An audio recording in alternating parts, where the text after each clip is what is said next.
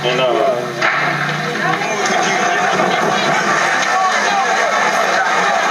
this is in front of the palace.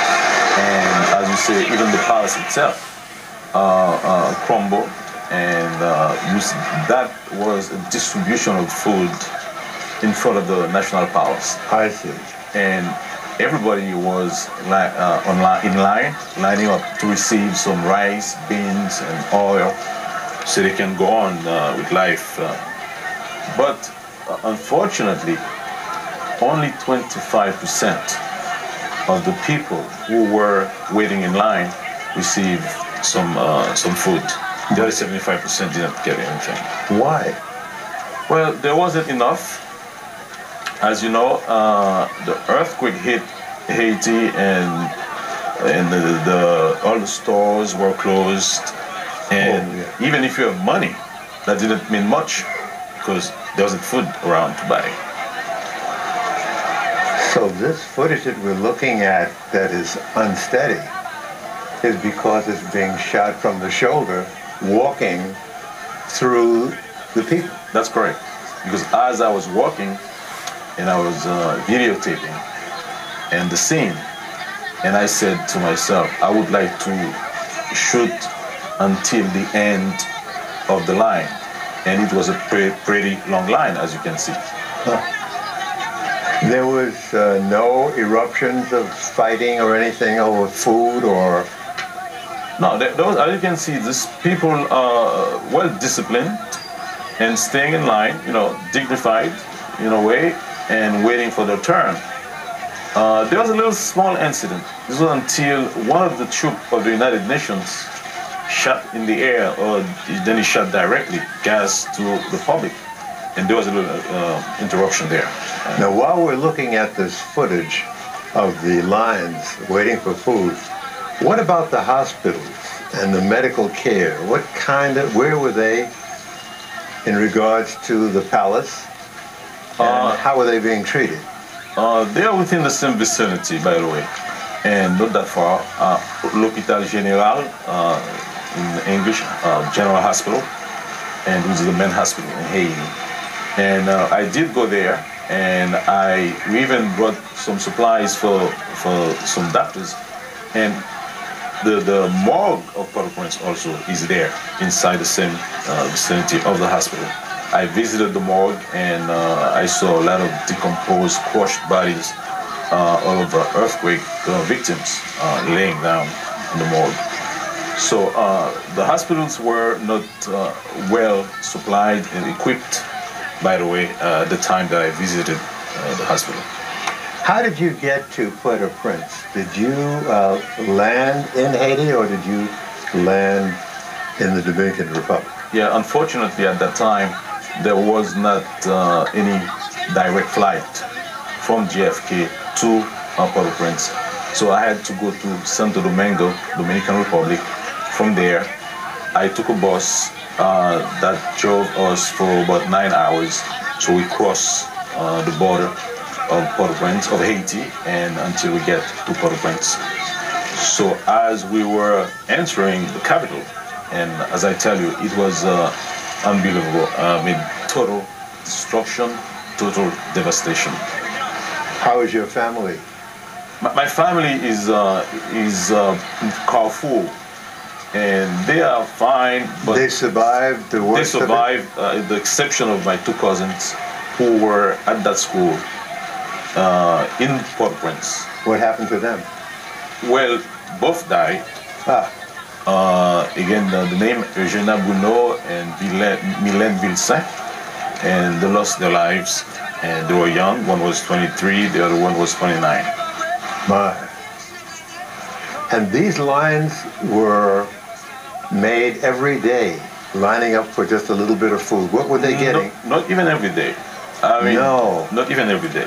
This line, you would see this line maybe twice a week. What?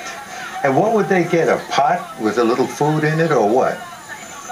Unfortunately, the distribution was lousy in a way, because they would give sack of rice to the folks, and the men and the women were mixed together. Sometimes the men are stronger. They end up taking most of the food. All right, why don't we take a break? And after the break, we'll come back and we'll talk a little bit more directly about what you saw, but may not have captured on video. So we'll be back right after this. Greedy! Colin! Yeah. It's me, Kyle. Come on, I listen to your show every day. Yeah, how you doing, man? I'm so good, actually. Doctor says I probably need a kidney transplant. Oh, well, at least you only need one. All right? You really do that for me? You give me a kidney? What? Oh, God! You give and you give and you give!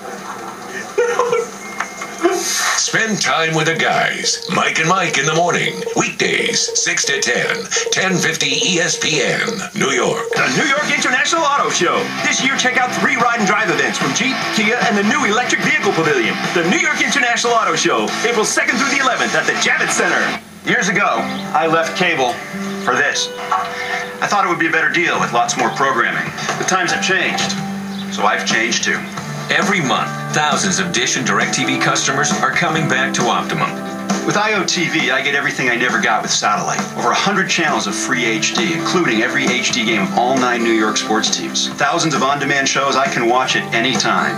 News 12, and no contract to sign. Switch to Optimum now and get a special offer exclusively for satellite TV customers. Call 1-888-717-3529 now. At the same time, I got super fast Optimum Online and Optimum Voice unlimited calling. Better services with tons of free features. And I'm saving hundreds over what I used to pay. This special offer is only available by calling now. All those years I had satellite TV, I could have been getting better services with Optimum and saved a small fortune. Dish and DirecTV customers, don't miss our best offer ever. Call 1-888-717-3529 now. One would have thought that there would be outbreaks of violence, fighting over food and medicine and things of that nature.